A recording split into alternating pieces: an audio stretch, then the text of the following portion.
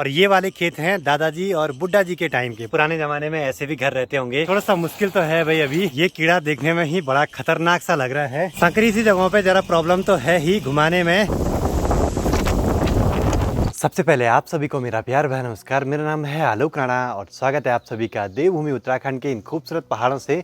अभी सुबह के करीब 7:30 हो रहे हैं और आज के दिन की शुरुआत भी हो चुकी है। धीरे धीरे हमारे आसपास के जो भी खेत हैं ना बिल्कुल खाली से होने लगे हैं, क्योंकि आजकल लगभग सभी लोग लगे हैं गेहूं की कटाई वगैरह करने में।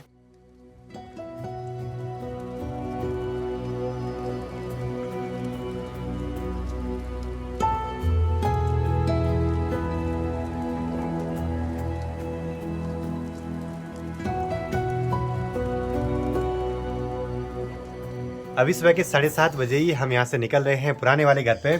आज हमें वहाँ पे बीज बोने हैं और पापा जी आज यहाँ खेतों के रास्ते गए हैं बंदरों को भगाते भगाते। कल शाम की थोड़ी बहुत बारिश से आज मौसम थोड़ा सा ठंडा सा हो गया है। तो यही होता है आजकल, बारिश लगे तो ठंडा, धूप लगे तो गर्म। अब मशीन से हल लगाना है तो उसके लिए फ्यूल तो चाहिए ही। बाइक में भी फ्यूल कम ही था भाई। पुराने वाले घर के आसपास जितने भी खेत हैं उनमें 1 लीटर फ्यूल से हमारा पूरा हल लग जाएगा। इस वाले घर पे देखिए अभी धूप ज्यादा नहीं लगी है, तो जिस वजह से यहाँ सुबह के टाइम पे काम करने में अच्छा रहता है। तो हल लगाने से पहले सबसे बड़ा टास्क रहता है इस मशीन को खेतों तक ले जाना, क्योंकि पहाड़ों में ये काम आसान नहीं है। पहले बैलों को हम हल लगाने से पहले चारा पत्ती देते थे और अब मशीन को फ्यूल खिलाना पड़ेगा अच्छे से, उसकी सर्विस वगैरह करनी पड़ेगी। और मशीन को ले जाने के लिए 3 लोगों की जरूरत पड़ती है। 2 लोग मशीन पे और 1 आदमी को इसके दांत ले जाने पड़ते हैं। ये कम से कम होगा 5 किलो से ऊपर तो होगा भाई।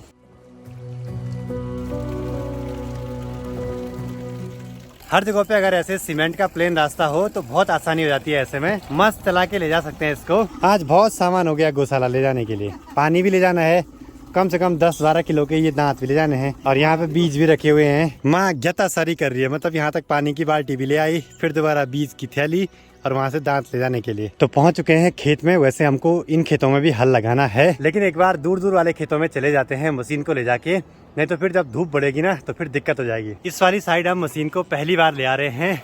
थोड़ा सा मुश्किल तो है भाई अभी।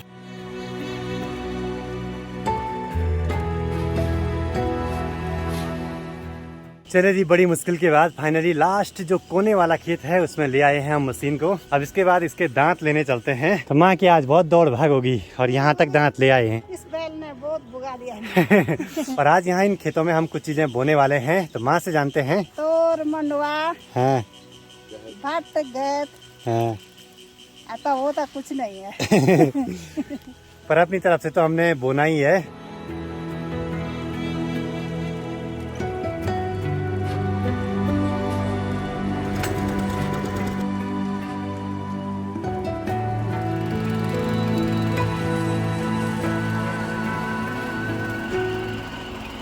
सिर्फ 4-5 राउंड में इस छोटे से खेत में हल लग गया। बहुत आसान है भाई।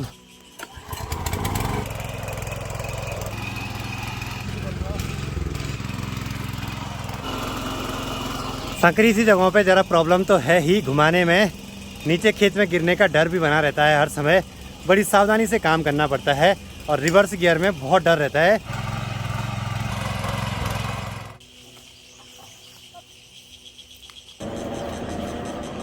चलो जी, फाइनली उस खेत तक पहुंच चुके हैं जहां पे हल लगाना है और यहीं पास में ना हिरन की आवाज़ आ रही है। मशीन से काम तो आसान हो रहे हैं, लेकिन लाने ले जाने में बड़ी दिक्कत हो रही है।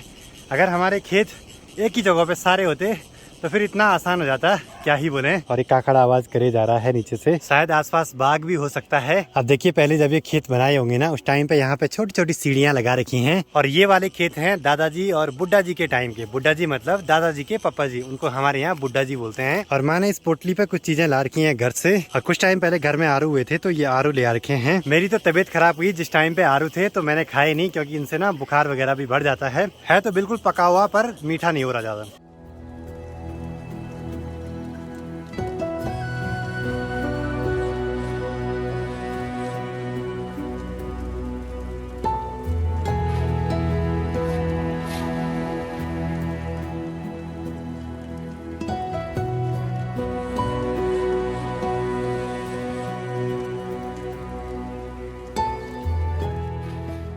आज हमारे पुतले का रिटायरमेंट डे है। अब के जानवर ऐसे हैं, पुतले से भी नहीं डरते हैं। अब बस एक आखिरी खेत रह गया है, ये वाला छोटा सा ही है, तो इसमें भी फटाफट से लगा देते हैं। पहाड़ों की भौगोलिक स्थितियाँ अनुकूल नहीं है इन सब चीजों के लिए, लेकिन इंसान फिर भी कहाँ हार मानने वाला है। और मशीन के ब्लेड पे ना बहुत सारी जो गेहूं के पीछे की घास है ना, वो फंस चुकी है अभी।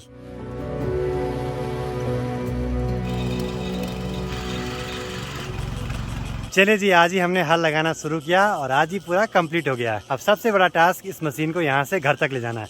कई लोग बोलते हैं कि गौशाला के आसपास ही रखिए, पर उसमें थोड़ी सी वायरिंग है, कहीं चूहे वगैरह वायरिंग काट देंगे तो फिर दिक्कत हो जाएगी ऐसे में। तो कैसा रहा अनुभव मशीन के साथ?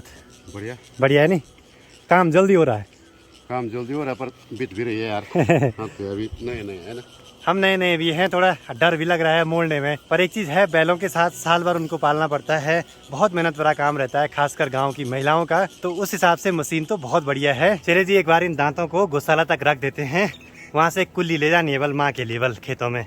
माँ थोड़ा ना खरपतवार वगैरह निकाल रही है खेतों से। हमारे यहाँ वैसे ऐसी वाली कुदाल नहीं चलती है, ये पूरी लोहे की है। हमारे यहाँ पीछे हत्ता लकड़ी का रहता है, पर अब धीरे धीरे ये सब आने लगे हैं, ये मार्केट में मिल जाते हैं। और माँ लगा रही है खोमा, बोलते हैं इनको, मतलब नीचे की जो खरपतवार है उसको निकालना है। आज हम सुबह जल्दी उठ गए थे और अभी 10:30 ही हो रहा है टाइम। हमने बहुत काम निपटा दिया है। खेतों में काम करते हुए यहाँ पे एक घ्यस्सू दिखाई दिया है, कीड़ा है बड़ा सा। ये कीड़ा देखने में ही बड़ा खतरनाक सा लग रहा है।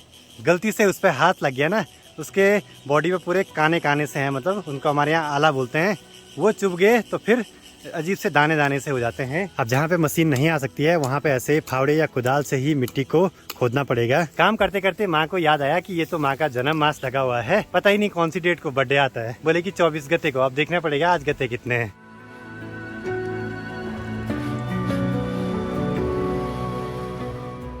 बरसात शुरू होने में अभी 1.5 महीना बाकी है।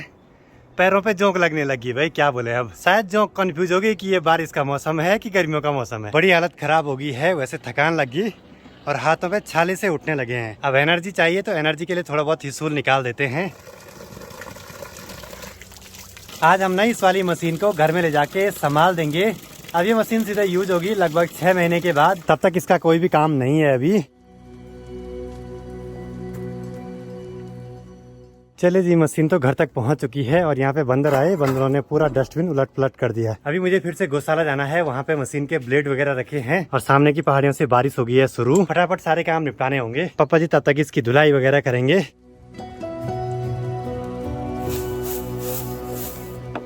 हमें लगता है गाय थोड़ा सा बीमार सी हो गई है, पता नहीं क्या हो गया। बाकी सोचिए, पुराने जमाने में ऐसे भी घर रहते होंगे, लोग ऐसे ही मस्त में से इन घरों में रहते होंगे। अब तो ऐसे घर मिट्टी वाले तो बहुत कम दिखते हैं। माँ को बुलाते बुलाते थक गए, पर खेतों से घर आने का नाम नहीं ले रहे भाई। तेज हवा चलने लगी भाई। चलो सही टाइम पे घर पे पहुंचा, बारिश भी हो गई यहाँ शुरू।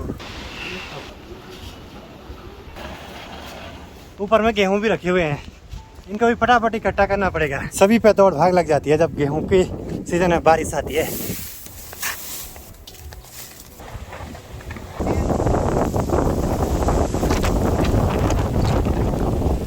मुझे लगता है मौसम गड़बड़ नहीं होगा, हवाएं चलने से बारिश नहीं होती है। पर सामने के पहाड़ों से तो बड़ी खतरनाक सी बारिश आ रही है भाई। यही होता है आजकल, मौसम का पता ही नहीं चलता है। जबकि वेदर में आज बारिश का कुछ नहीं था ज्यादा। आधे घंटे के अंदर मौसम ऐसे बदल गया। देखिए प्यारी सी धूप खिल चुकी है। जहाँ अभी थोड़ी देर पहले भयंकर बारिश लग रही थी, वहाँ देखिए पूरी धूप लग चुकी है पहाड़ों पे। ऐसा है भाई, पहाड़ों का मौसम कब बदल जाए कुछ पता नहीं रहता है। और सभी ने बारिश की वजह से अपने गेहूं संभाल के रखे, ढका के रखे, और फिर से धूप लग गई।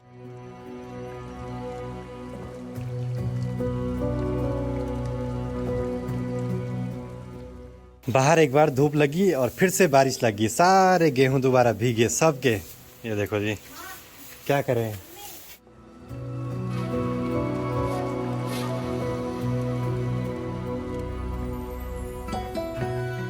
मैं तो लंच के बाद मस्त मजे से सोया हुआ था। बाहर फिर से बारिश की आवाज आई। मैंने कहा क्या हो गया, मतलब कि सिर्फ ऊपर के ये वाले बादल बरसे हैं।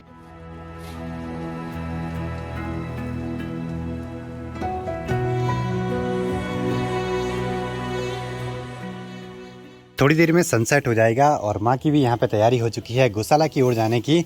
बाकी जो ये चिलो है ना, इसको भी ले जाएंगे गौशाला के आसपास तक। और पापा जी दिन में ही चले गए थे नए वाले घर पे, वहाँ पे बंदर नुकसान कर देंगे नहीं तो, अगर वहाँ पे देख रेख नहीं करेंगे। और मुझे यहाँ धारे से इस वाले डब्बे पे पानी ले आना है गौशाला की ओर, जो कि काम आएगा वहाँ पे जो भी ठूले बोठुले हैं उनमें डालने के लिए। गाय को हमने दिन में गौशाला के अंदर ही बांध दिया था।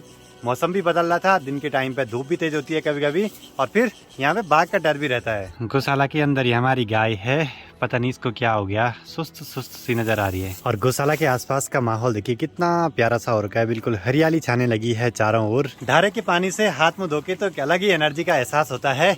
आपको भी कभी मौका मिले तो स्रोत के पानी से हाथ मुंह धोना, उसको पीना और प्रकृति को फील करना।